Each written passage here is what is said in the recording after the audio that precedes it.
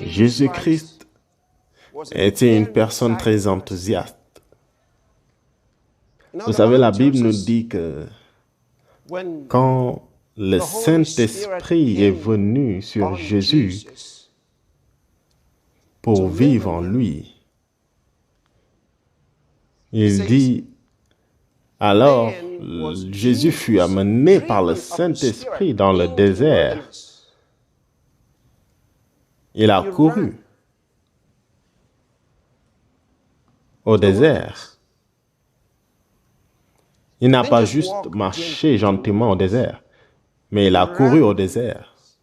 Jésus était enthousiaste. Il n'était pas nonchalant comme personne.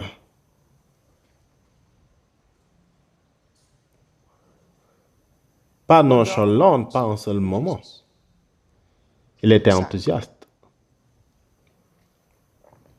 Et vous vous attendiez à quoi?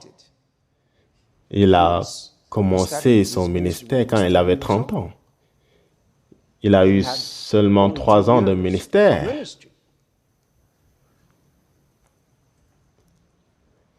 Et je vous ai dit que lorsqu'il fut ressuscité, il entra dans la pièce en criant « La paix sur vous ». C'est le type de personne qu'il était. La paix sur vous.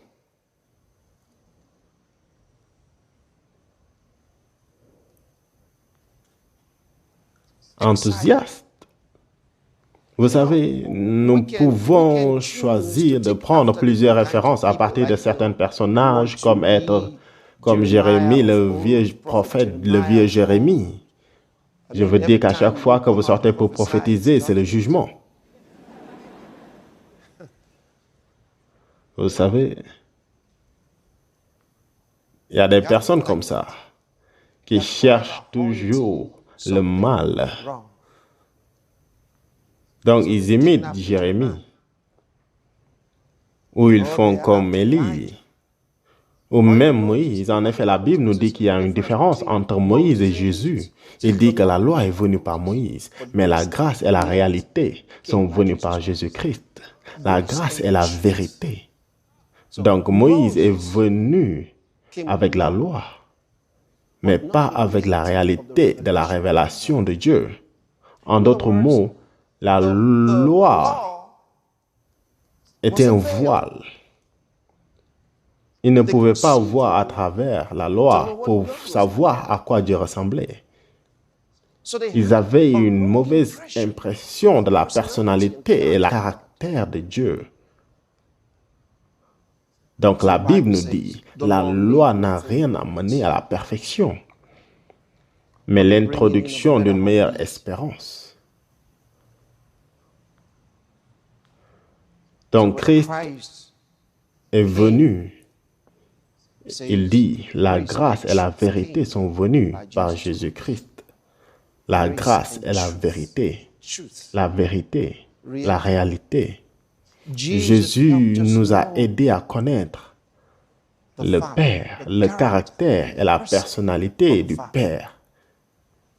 Et certaines personnes n'arrivent pas à comprendre. Parfois, ils disent, « Oh, Pasteur Christ, il ne croit pas à la Trinité. » Et je leur dis, « Pourquoi dites-vous que Pasteur Christ ne croit pas à la Trinité? » Ils disent, « Oh, il dit que Jésus est Dieu. » Je dis, « Qu'est-ce qui est mal à ça? » Et je dis bien, je crois en la Trinité. Quelle est la Trinité? C'est le Père, le Fils et le Saint-Esprit, j'y crois.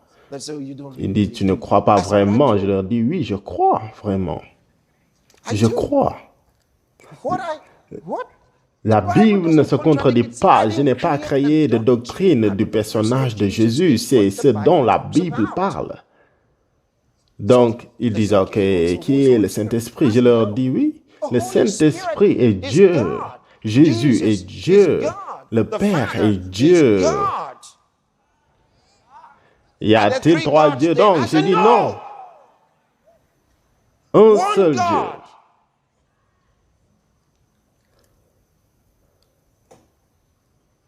Un seul Dieu qui existe éternellement en 3 personnes. Le Père, le Fils et le Saint-Esprit.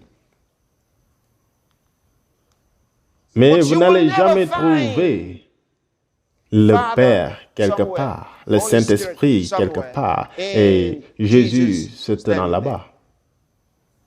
Ça ne risque pas d'arriver. Parce que le Saint-Esprit procède du Père. Jésus est le corps du Père et du Saint-Esprit. Parce que Jésus est la parole du Père. Il n'a jamais eu un corps comme vos paroles.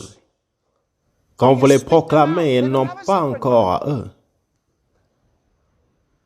La parole du Père, la voix de Dieu n'a jamais eu un corps jusqu'à ce qu'il soit né en Bethléem. Bethléem en Judée.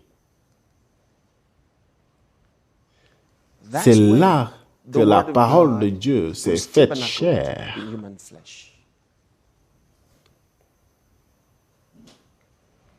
Et combien merveilleux cela est.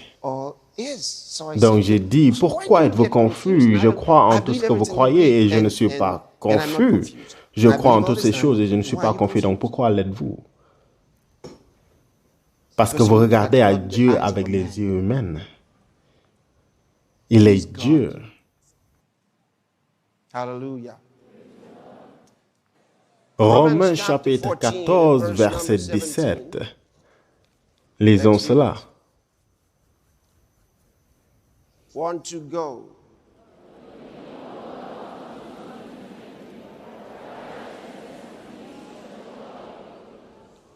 Il dit le royaume de Dieu, car le royaume de Dieu, ce n'est pas le manger et le boire, mais la justice, la paix et la joie par le Saint-Esprit. Car le royaume de Dieu, ce n'est pas le manger et le boire, mais la justice, la paix et la joie par le Saint-Esprit. Vous savez, beaucoup jouissent de la justice de Dieu, ce qui est merveilleux, parce qu'il y a eu beaucoup dans cette atmosphère de la bonne prédication sur la justice de Dieu. Et beaucoup jouissent de la paix de Dieu dans leur vie. Et ils sont si heureux d'avoir la paix de Dieu dans leur vie. Mais ce que beaucoup ne savent pas, c'est la joie du Saint-Esprit. Cependant, la Bible nous dit que le royaume de Dieu ne consiste pas à manger, à boire, mais la justice, la paix et la joie dans le Saint-Esprit. Et en effet, même si vous étiez ici, il y a quelques-uns qui sont venus avec vous pendant que vous étiez en train de crier et de danser. Ils ne peuvent pas se permettre de le faire. Ils sont très imbus d'eux-mêmes. Très prudents, espérant que personne ne les pousse et ils ne veulent que personne ne les touche.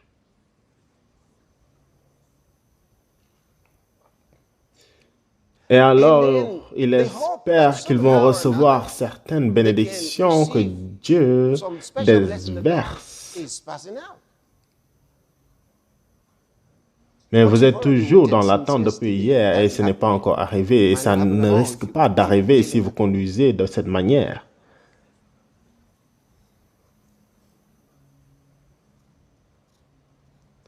Vous savez,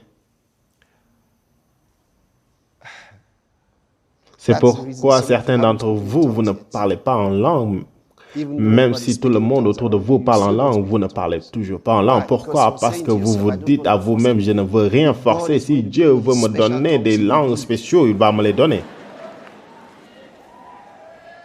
Vous croyez que d'une façon ou d'une autre, quand Dieu sera prêt, les vraies langues sortiront. Il y a certains d'entre vous qui parliez en langue jusqu'à ce que quelqu'un vous trompe en disant que les langues que vous parliez viennent de vous-même. Donc vous avez arrêté. Maintenant vous priez avec votre bouche ouverte, espérant que d'une façon ou d'une autre. Rien ne sort. Vous pensez, je ne veux pas faire semblant. Faire semblant? Pourquoi n'avez-vous pas essayé de faire semblant avant de naître de nouveau?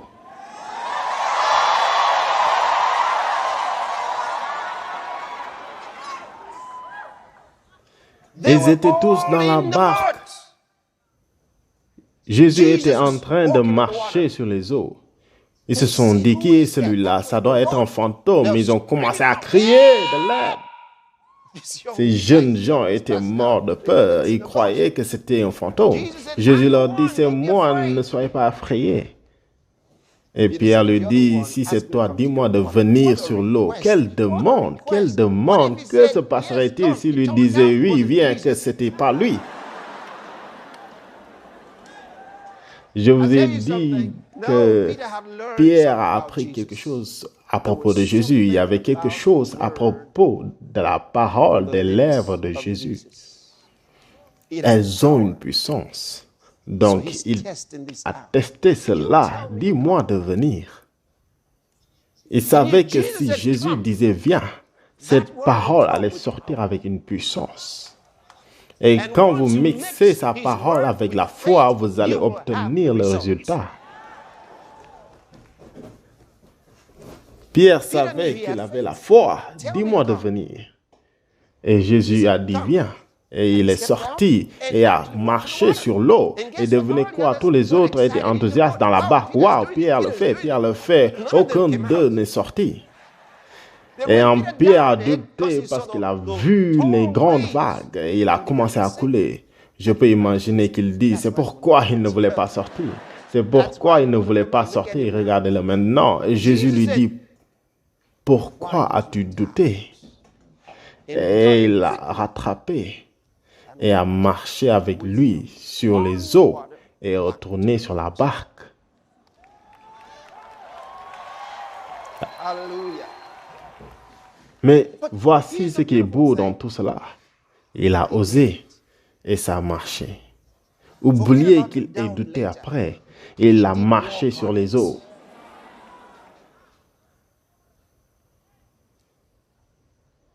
Je ne vais pas faire semblant. Si Dieu le veut qu'il le fasse, je ne bouge pas. Je vais rester là. Je veux seulement des langues originaux.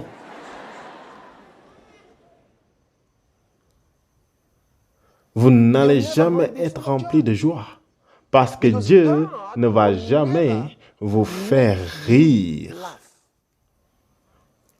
Vous êtes celui qui doit rire. Juste un moment. Juste un moment. Juste un moment. Quand vous parlez en langue, la Bible ne dit pas que le Saint-Esprit parle en langue. La Bible dit qu'il parle en langue ou avec des langues comme le Saint-Esprit leur donnait de parler. Le Saint-Esprit vous donne de parler, mais c'est à vous de parler. En d'autres mots, quand vous ouvrez votre bouche et parlez, il va former les paroles. Vous n'avez pas à vous dire, vais-je dire T après ou caca. Non, ouvrez juste et commencez à parler.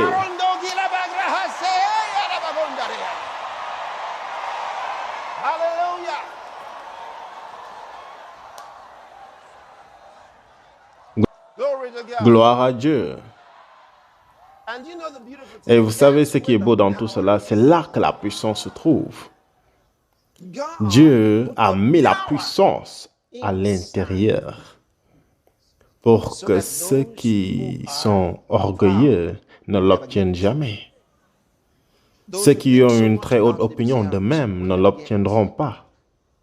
Par la bouche des enfants et de ceux qui sont à la mamelle, tu as fondé ta gloire pour confondre tes adversaires. Par la bouche des enfants et de ceux qui sont à la mamelle. Pour que l'orgueilleux, il dit qu'il les a renvoyés les mains vides.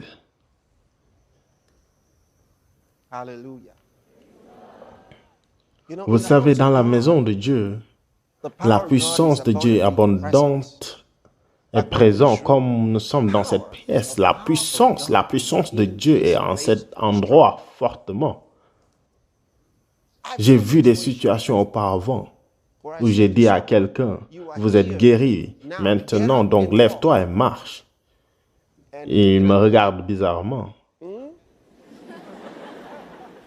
Comme s'il se disait, tu ne vois pas ma condition. Lève-toi et marche.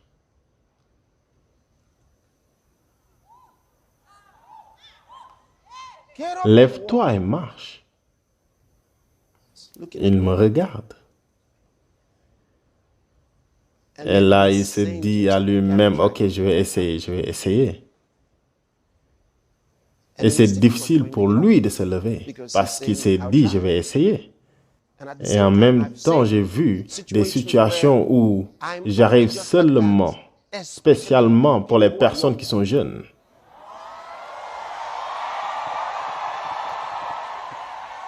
Je veux dire par là qu'ils sont dans cet état depuis longtemps, ils ne veulent pas passer une journée de plus dans cette chaise roulante.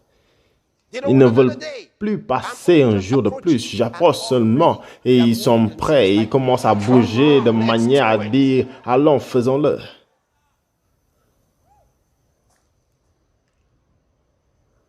Un jeune homme, son père lui a dit, quand Pasteur Christ va te toucher, tu seras capable de courir. Il dit, je pourrai courir. Le père lui dit, oui, tu pourras courir. Il ne pouvait pas marcher. Et nous parlons de courir. Il a toujours voulu courir. Donc, il est dans sa chaise roulante. Donc, son père lui a dit, dès que Pasteur Christ te touche, cours. Donc, il attendait. Je veux dire, c'est un enfant. Donc, il attendait. On lui a dit que dès que Pasteur Christ te touche, tu pourras courir. Donc, cours. Donc, il attendait. Et je me rapprochais de plus en plus. Il attendait. Il va courir aujourd'hui. Donc, je suis arrivé à son niveau. J'ai mis mes mains sur lui. Et le jeune garçon était en train de bouger. Le moment où j'ai fini, il a couru. J'ai dû le retenir. Je l'ai retenu.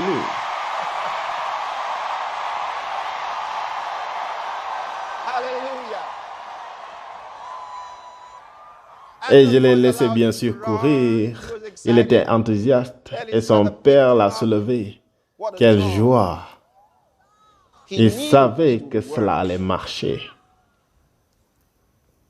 Pourquoi? Parce que la puissance était présente ce jour-là.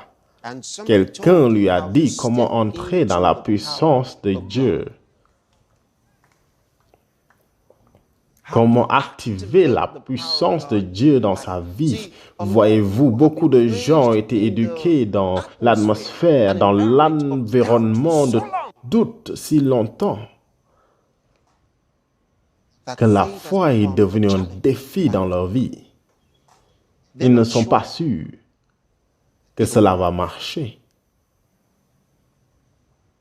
Et nous disons maintenant, le Saint-Esprit est là et il commence à le chercher. Que faites-vous du fait qu'il vit en vous? Nous disons, Dieu est dans cet endroit et ils commencent à regarder aux alentours. Ils entendent un bruit. Mais il est à l'intérieur de vous. Apprenez à l'écouter à l'intérieur de vous. À l'intérieur de vous, qui a la pensée de Dieu en lui. La pensée de Dieu en lui. Il vit en vous. Il marche à travers vous. Il parle en vous. Hier, nous avons dit que vous êtes le tabernacle vivant de Dieu. Ce n'est pas une supposition. Ce n'est pas quelque chose qui va arriver si nous croyons assez. Ce n'est pas quelque chose que Dieu essaie d'accomplir. Il essaie de le faire si vous le croyez. Non. C'est réel. Quand vous êtes né de nouveau, le Saint-Esprit vous a apprêté en tant que son tabernacle. Et quand vous l'avez reçu pour qu'il vive en vous, il a fait sa demeure dans les quartiers de votre corps. Maintenant, votre corps est le temple du Saint-Esprit. La Bible nous dit, ne savez-vous pas que votre corps est le temple de Dieu? Ne le saviez-vous pas? Que votre corps est la maison de Dieu? Ne le savez-vous pas? Il y a beaucoup qui ne savent pas. Ils ne réalisent pas. C'est ça le christianisme. Sinon, ce que nous avons, c'est la religion. Dans la religion, ils ont leur Dieu là-bas. Dans la religion, ils vont à leur Dieu. Dans la religion, ils ont un temple où Dieu est restreint. Dans le christianisme, Dieu est à l'intérieur de vous. Il vit en vous. Hallelujah. Il vit en vous. Nous venons dans la maison de Dieu parce que c'est un endroit que nous avons sanctifié pour l'enseignement et l'adoration de Dieu et où aussi nous présentons nos dîmes et nos offrandes et nos sacrifices à Dieu. Et alors, le Dieu que nous servons et adorons est aux cieux et en nous-mêmes temps. Jésus a dit, mon Père qui habite en moi, c'est lui qui fait ses œuvres. Et là, il dit, mon Père qui est dans les cieux. Donc, qui est qui? Le Père est dans les cieux. Le Père est en lui par le Saint-Esprit. Donc, le Saint-Esprit, Jésus a appelé le Saint-Esprit son Père. Votre Père vit en vous. Jésus a dit, le Père qui vit en moi fait ses miracles. Il fait ses merveilles. Donc, je suis hors de cela. Donc, je n'ai pas à lutter. Parce qu'il travaille à... Il a dit, étends ta main et je vais étendre la mienne à travers ta main. Donc, il regarde à travers mes yeux. Il marche avec mes pieds. Il occupe mon corps. Il utilise ma voix. Que Dieu soit béni. Hallelujah. Hallelujah. Gloire à Dieu.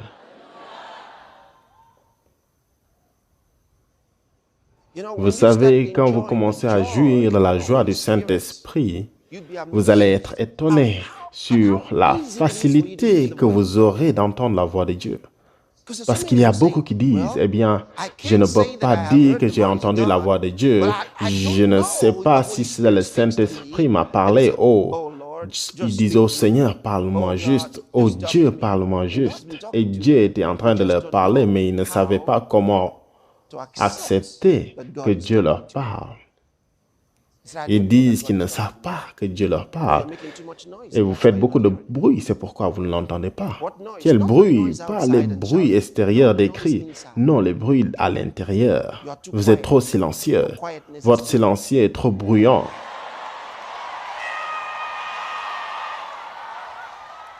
Pouvez-vous le comprendre maintenant?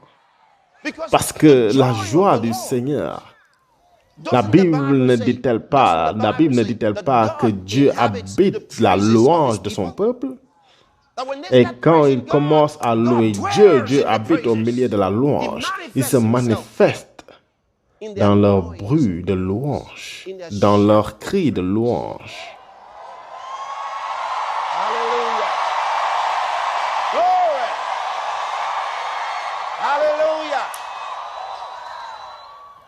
Vous le comprenez maintenant. Et quand vous allez dans une communion fraternelle, ne soyez pas comme si vous allez dans des entraînements Vous savez, venir dans la communion comme si tout le monde était malade dans la congrégation. Et si vous êtes le coordinateur ou le pasteur et vous avez toujours ce visage morose comme si tout le monde a péché contre vous, ce n'est pas bon. Vous êtes venu dans l'assemblée et vous dites gloire, alléluia.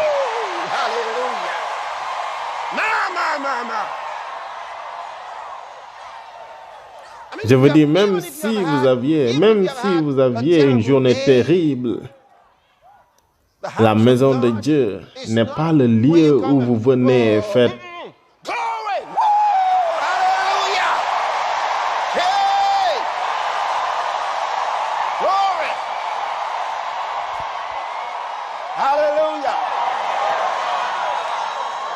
Vous serez étonné des manifestations du Saint-Esprit dans votre vie. Vous savez, quand nous parlons des manifestations du Saint-Esprit, la plupart du temps, les gens pensent qu'on a affaire aux dons du Saint-Esprit. Non, non, non. Les dons du Saint-Esprit sont des manifestations par lesquelles ceux qui ont reçu les dons rendent ministère à ceux qui en ont besoin. Cela fait partie du niveau le plus bas de la manifestation du Saint-Esprit. Il y a de plus hauts niveaux de manifestation du Saint-Esprit, asseyez-vous. À ces hauts niveaux, personne ne rend ministère à personne. M'entendez-vous? Pendant que nous sommes tous là et rendant ministère au Seigneur et recevant son ministère pour nous, si vous étiez malade, cette maladie disparaît. Je veux dire, si vous étiez découragé, vous allez soudainement être encouragé. Si vous étiez peureux, vous allez être soudainement courageux. Peu importe où vous êtes dans la vie, tout le monde reçoit le ministère du Saint-Esprit. Et nous sommes tellement remplis de Dieu à l'instant où nous sortons de là. Devinez ce que j'ai reçu, devinez ce que j'ai reçu, devinez ce que j'ai reçu.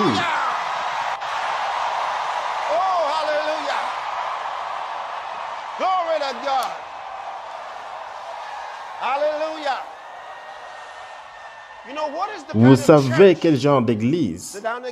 Asseyez-vous.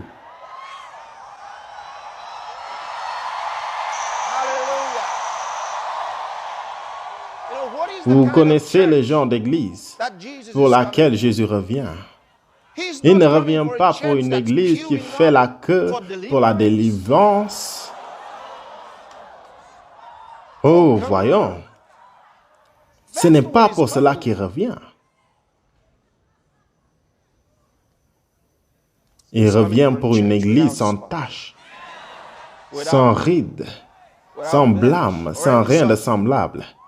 Une église qui règne en union avec Dieu. Il y a une église pour laquelle il revient, remplie de joie. Remplie de joie, non attendant d'être conseillé. Non, je traverse ces choses, regardez pour moi et voyez quel est le problème. Les démons me fatiguent. Dis non. Non. C'est une église bébé. Dans beaucoup de coins, tout le monde est un bébé. Ils ne connaissent juste pas la parole de Dieu. C'est incroyable. Tout le monde est un bébé là-bas.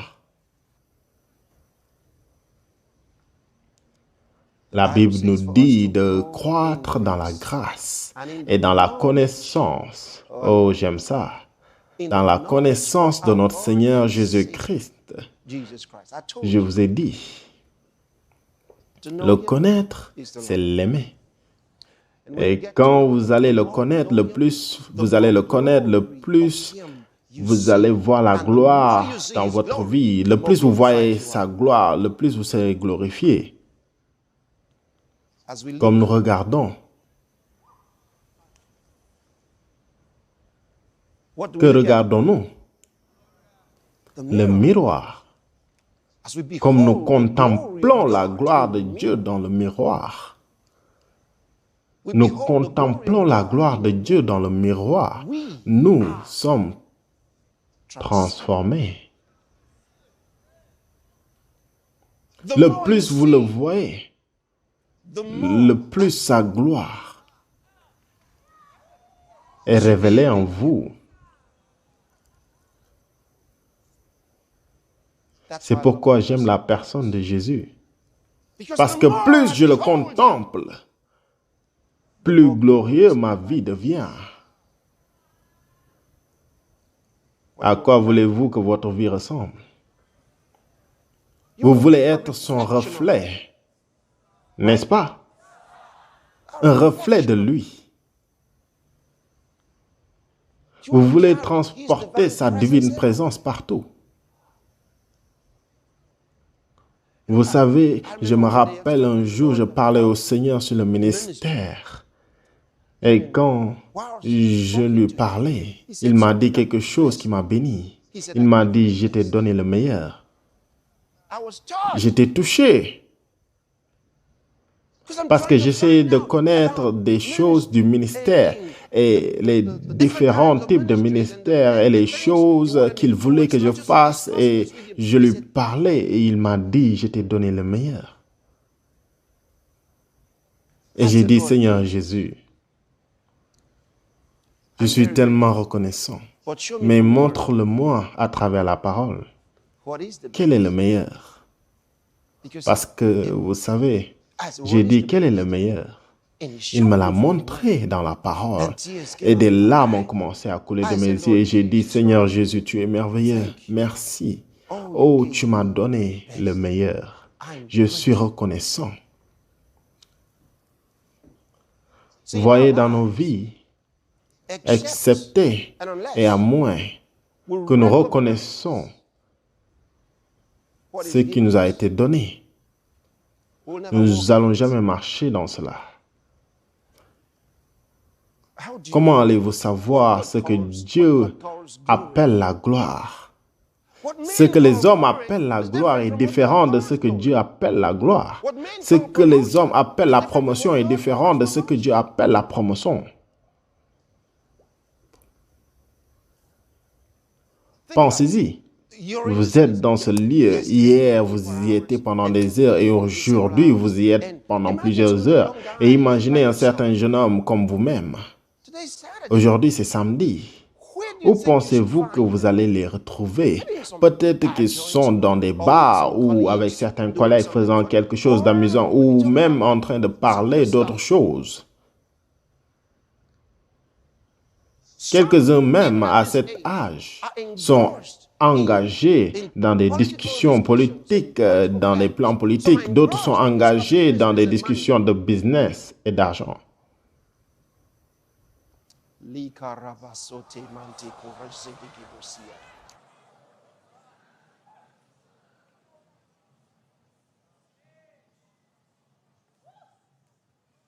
Choisissez la meilleure route.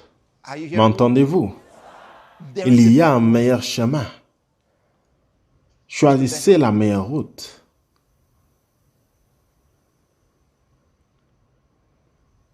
Marchez avec le Saint-Esprit.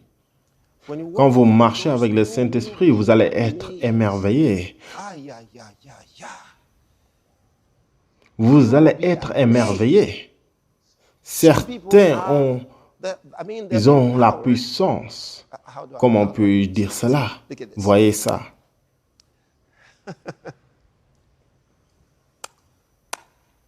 Oh, gloire à Dieu.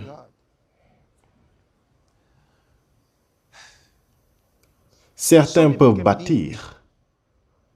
Vous comprenez? Je veux dire, quand ils commencent à être un pasteur d'une église, ils commencent à construire des projets. Ils construisent et construisent et construisent. D'autres pourraient ne pas construire. Donc, qu'est-ce que Dieu fera? Il leur donne des endroits où ils peuvent avoir un bâtiment déjà construit. Donc, ils prennent un bâtiment qui est déjà là. Pouvez-vous voir la différence? Certains vont bâtir de zéro. D'autres vont acheter ce qui existe déjà.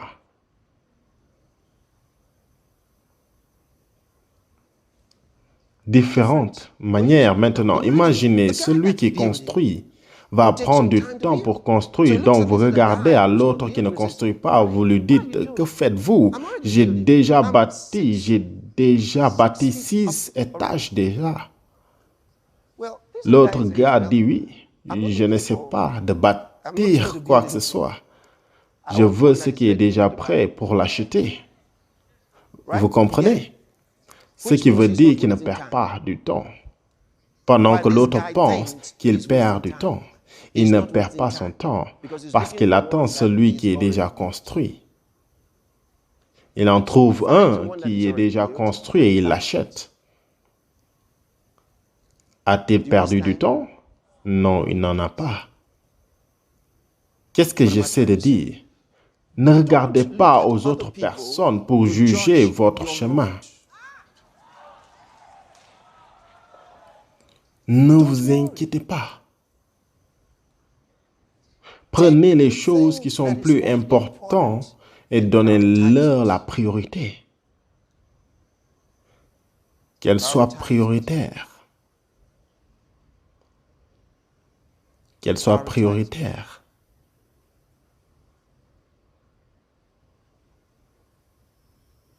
C'est l'esprit qui vivifie. La chair ne sert à rien. La chair ne sert à rien. L'humilité est importante. Très importante. Ne voyez jamais les assemblées comme insignifiantes ou petites. Ne le faites jamais. Vous devez participer. Soyez engagés. Prêtez-y attention. Peu importe comment Dieu vous a promu et les opportunités qu'il pourrait vous donner. C'est comme votre famille. C'est votre famille spirituelle, c'est comme votre famille. Même si vous êtes devenu le président du pays, vous entrez dans la maison des membres de vos familles, vous n'êtes pas le président. Vous êtes le frère de quelqu'un, la sœur de quelqu'un. Vous êtes le fils de quelqu'un ou la fille de quelqu'un. Vous êtes le cousin de quelqu'un. Dans la famille, vous êtes l'oncle de quelqu'un ou la tante de quelqu'un. C'est cela. Donc, quand vous venez à l'assemblée, vous faites partie de nous.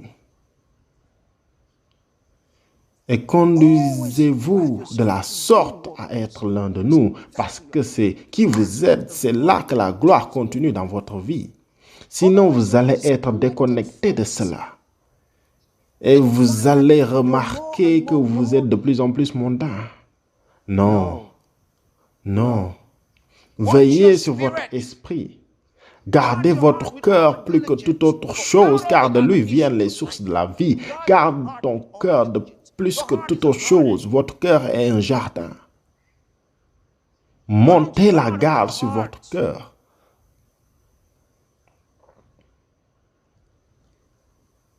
La raison pour laquelle nous sommes dans cette salle maintenant, nous y sommes à cause de la manière de nos pensées.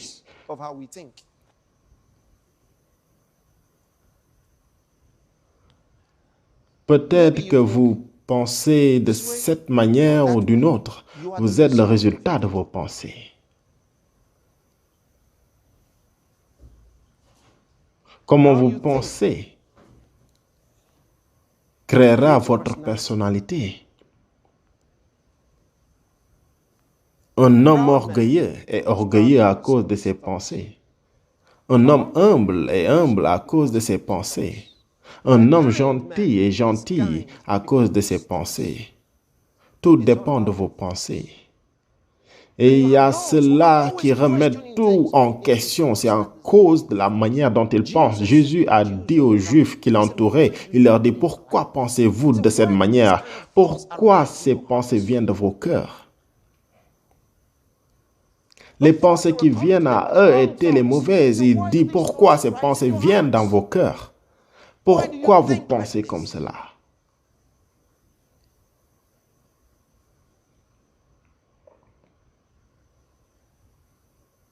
Comment pensez-vous? Est-ce votre manière de penser vous aide? Supposez que vous dites à vous-même que je veux changer la manière dont je pense. La seule chose qui peut vous aider à changer ces pensées est la parole de Dieu. La personne doit être soumise à la parole de Dieu pour que la parole l'affecte et le change. Vous donnez votre cœur à la parole de Dieu. Vous donnez votre intelligence, votre pensée à la parole de Dieu. Laissez Dieu. Il nous a dit, offrez vos corps comme un sacrifice vivant, n'est-ce pas? Saint, agréable à Dieu. Ce qui sera de votre part un culte raisonnable. Et il dit, ne soyez pas conformés au siècle présent, mais soyez transformés, métamorphosés par le renouvellement de votre intelligence. Le renouvellement de votre intelligence, ne laissez pas votre intelligence être celui avec laquelle vous avez grandi. Non, renouvelez-le avec la parole de Dieu. En d'autres termes, échangez votre manière de penser par sa manière de penser. Abandonnez votre manière de penser, acceptez sa manière de penser. Vous seriez étonné de la croissance que vous allez expérimenter dans la vie. Vous allez être étonné des bénédictions dans votre vie. Écoutez, quand nous parlons des bénédictions, nous ne parlons pas des choses terrestres. Non, un millier de fois non. Non, il y a de meilleures bénédictions que cela. Bien meilleures bénédictions que les choses matérielles de ce monde.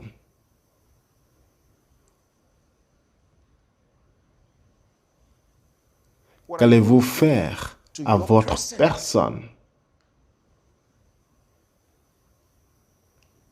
Laissez-moi vous lire les Écritures. Êtes-vous là?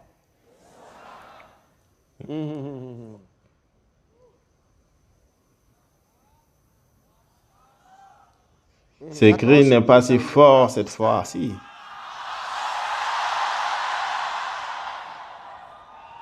Est-ce toujours merveilleux?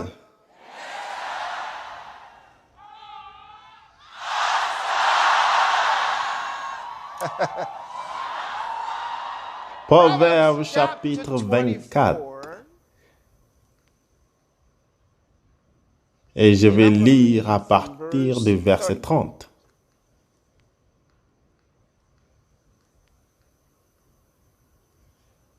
Il dit, j'ai passé près du champ du paresseux.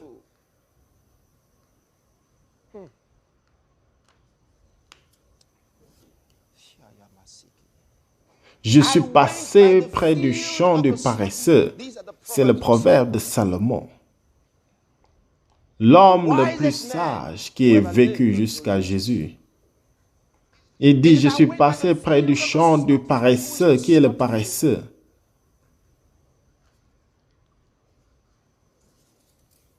C'est le gars dont sa vie est remplie d'inaction.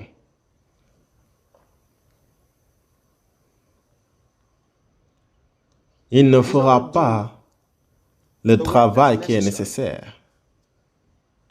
Et je veux que vous regardez au-delà du travail physique ici, parce que la Bible nous a dit qu'il y a un travail spirituel.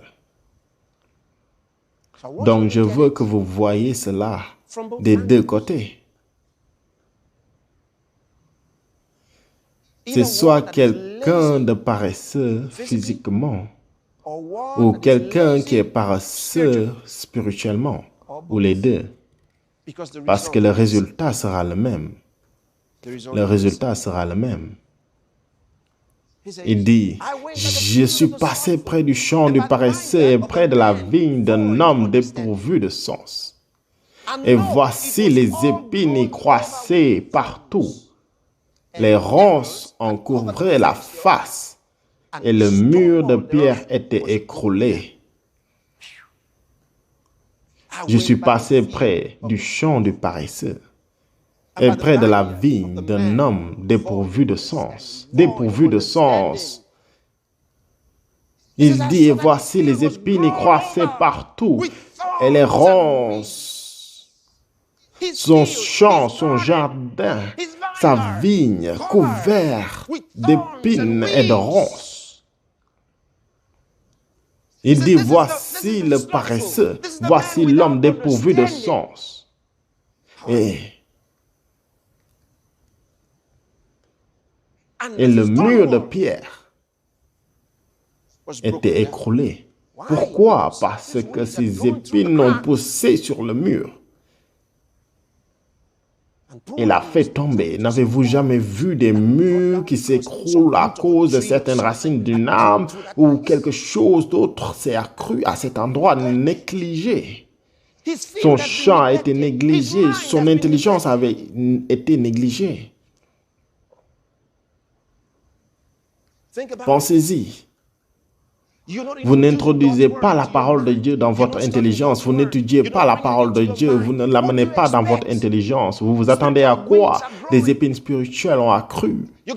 Vous recevez plus d'informations du monde, plus d'informations de la politique, plus d'informations des affaires. Et toutes ces choses ne vous aident pas spirituellement. Ils amènent des épines et des ronces. Maintenant, vos défenses sont défoncées. Vos défenses sont tombées. Vous êtes actuellement faible spirituellement que vous ne l'étiez.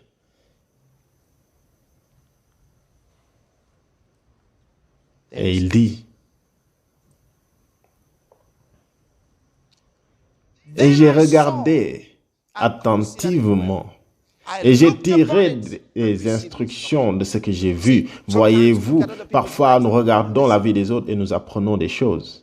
Voyez-vous, je regarde cet homme, je vois ce qui lui est arrivé, j'en tire une leçon et je dis oui, ça paie d'aller dans des assemblées. Ça paie de rester attaché à la Bible.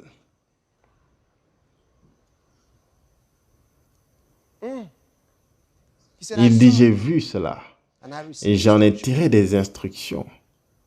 Oui, un peu de sommeil, un peu d'assoupissement, un peu de croiser les mains pour dormir. Regardez les résultats au verset 34. Et la pauvreté surprendra comme un rôdeur. En d'autres mots, comme un voleur. Et la désaide comme un homme en âme. Un homme en âme. Vous comprenez maintenant pourquoi certains resteront toujours pauvres. Il dit, j'ai regardé et j'en ai tiré des instructions.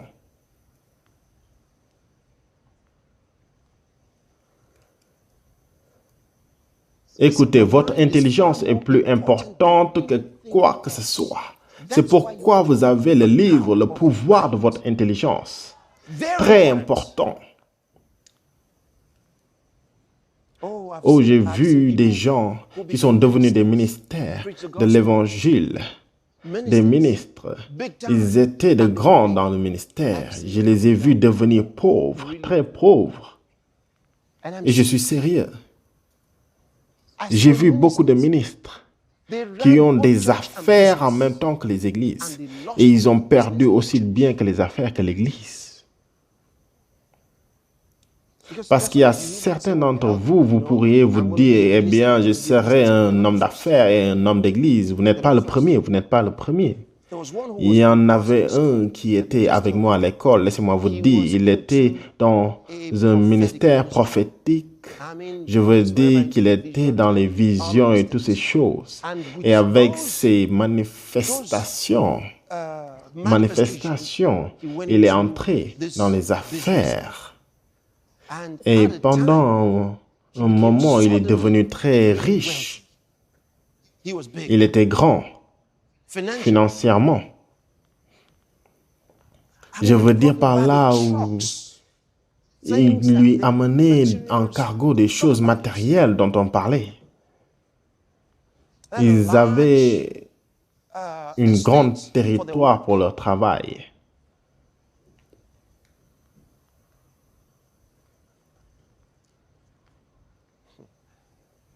Mes frères et sœurs, cela ne dépend pas de celui qui veut ni de celui qui court, mais de Dieu qui fait miséricorde. J'ai essayé de montrer à cet homme que ce n'est pas de cette manière qu'il faut faire. Ce n'est pas à propos de l'argent. Non, non. Garde ton cœur plus que toute autre chose, car de lui proviennent les sources de la vie. C'était difficile de lui faire entendre raison. Et quelques années plus tard, bam! Car quand Satan essaie, c'est comme ça. Pourquoi? Parce que le mur de pierre est tombé. Tous les business, tout, la partie du ministère, la partie des affaires, tout a été terrassé, parti. Et ce n'est pas le seul.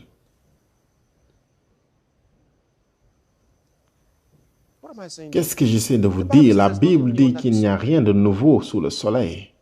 Si vous voulez comprendre la vie des hommes, lisez la Bible. Les hommes sont juste en train de faire les mêmes choses d'une autre manière. Vous voyez, ils font les mêmes choses d'une manière différente. Le voyage est devenu plus rapide, mais c'est le même voyage. La communication est plus rapide et plus facile, mais c'est toujours la communication.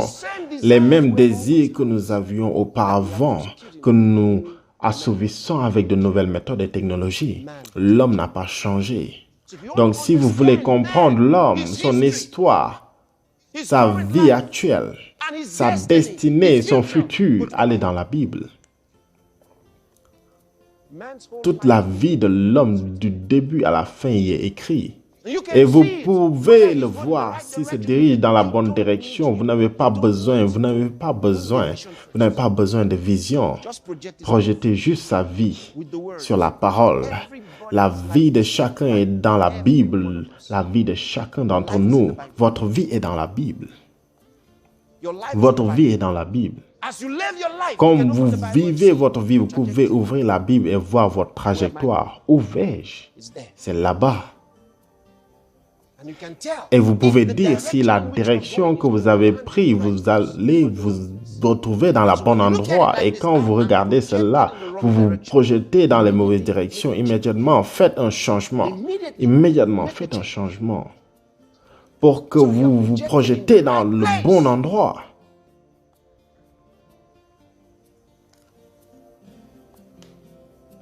Êtes-vous toujours là?